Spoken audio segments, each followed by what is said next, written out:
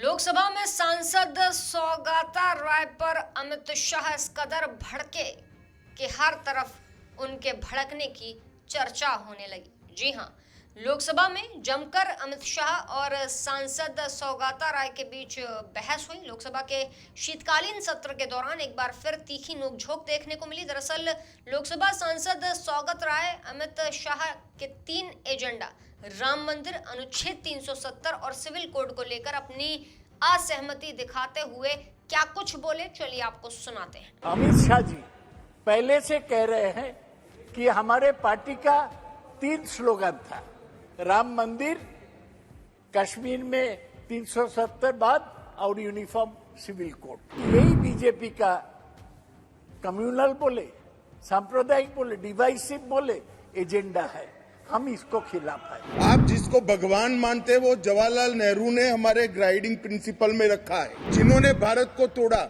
वो मोहम्मद अली जिन्ना किस पार्टी के नेता थे? किस पार्टी के नेता थे? ये क्या इतिहास पढ़ा रहे हैं? मैंने इतनी विकृत दृष्टि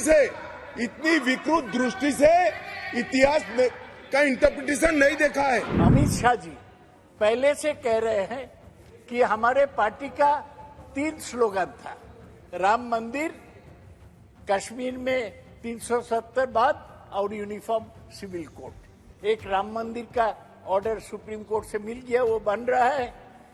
कश्मीर भी अब कर पाए हैं, यूनिफॉर्म सिविल कोड भी इस पर वो जंप करेंगे, क्योंकि यही बीजेपी का कम्युनल बोले, सांप्रदायिक बोले, डिवाइसिव बोले एजेंडा है।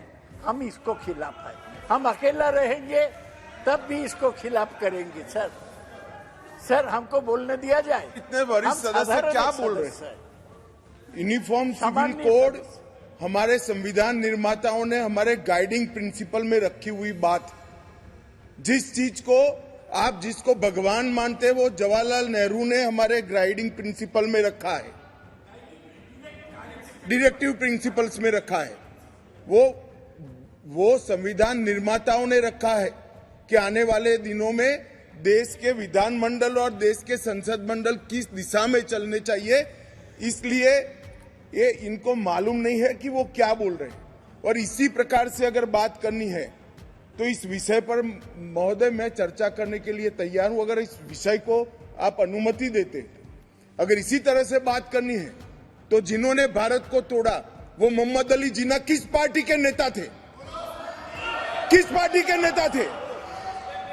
और मान्यवर उस वक्त तो आज इनको मालूम नहीं है, श्यामा प्रसाद बाबू न होते, उन्होंने भंग न करा होता तो आज पश्चिम बंगाल भारत का हिस्सा न होता।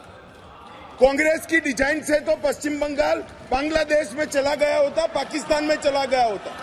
श्यामा प्रसाद बाबू थे जिन्होंने भंग करा, इसके कारण आज बचा हुआ बंगाल भारत का हिस्सा है।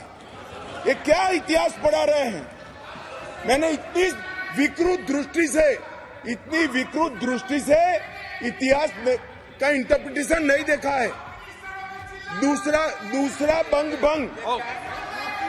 दूसरा भंग केवल और केवल श्यामा प्रसाद मुखर्जी के कारण हुआ। तो देखा आपने कि लोकसभा में छिड़ी हुई बहस के बीच सांसद सौगत राय ने अमित शाह के 3 एजेंडे, राम मंदिर, आर्टिकल 370 और सिविल कोड को लेकर अपनी असहमति जताई।